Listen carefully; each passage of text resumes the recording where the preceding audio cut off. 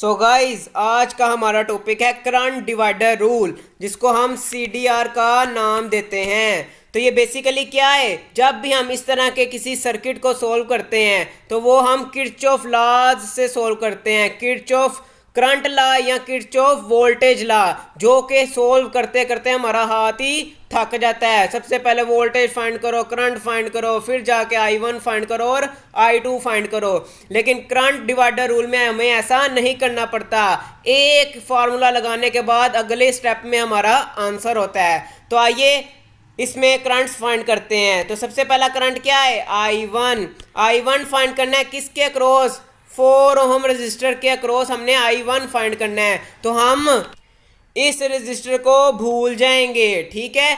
तो हम क्या लिखेंगे फॉर्मूले में, the resistor we don't want. तो हमें कौन सा रजिस्टर नहीं चाहिए, ये वाला, ठीक है। तो हम इसको ऊपर लिखेंगे, over sum of resistances in the circuit.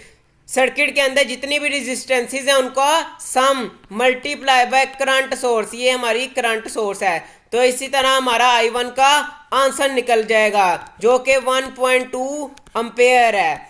इसी तरह अगर हम I2 निकालना चाहें, I2 निकालने के लिए क्या करेंगे, I2 निकालने के लिए हम CDR का इस्तेमाल करेंगे दोबारा। तो क्या जी, CDR जो हमें रजिस्टर चाहिए होता है वो हम रजिस्टर नहीं लिखते, और जो हमें नहीं चाहिए होता वो हम रजिस्टर लिखते हैं। जैसे इस I2 करंट निकालने के लिए हमें 4 ओम का रजिस्टर नहीं चाहिए, तो resistor we don't want over sum of resistances. Circuit के अंदर जितनी भी रेजिस्टेंसेस हैं उनको सम कर देना है, मल्टीप्लाई बाय कर देना है फिर वो करंट सोर्स से, ठीक है। तो I2 हमारे पास आ जाएगा 0.8 एम्पेयर, ठीक है। अब हमने अपने आंसर को भी तो वेरीफाई करना है। तो हमारा करंट सोर्स कितनी थी, 2 एम्पेयर की। तो अब कितना करंट डिस्ट्रीब्यूट हुआ, I1 और I2। तो I हमारे किसके बराबर है, I1 प्लस I2। I1 क्या है हमारे पास 1.2, I2 क्या है 0.8। तो इनको जब सम किया तो हमारे पास 2 एम्पेयर का ही करंट आया। तो इससे वेरिफिकेशन हो गई कि भाई वाकई हमारा सर्किट सही सोल्व हुआ है।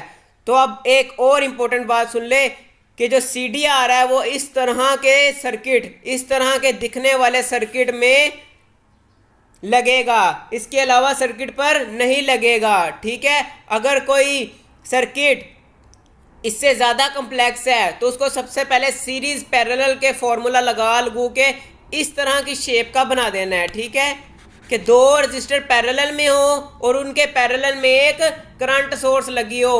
तो यही हमारा करंट डिवाइडर रूल था। उम्मीद है कि आपको बहुत अच्छे तरीके से करंट डिवाइडर रूल समझ आ गया होगा। मिलते हैं नेक्स्ट वीडियो में। अल्लाह हाफिज़।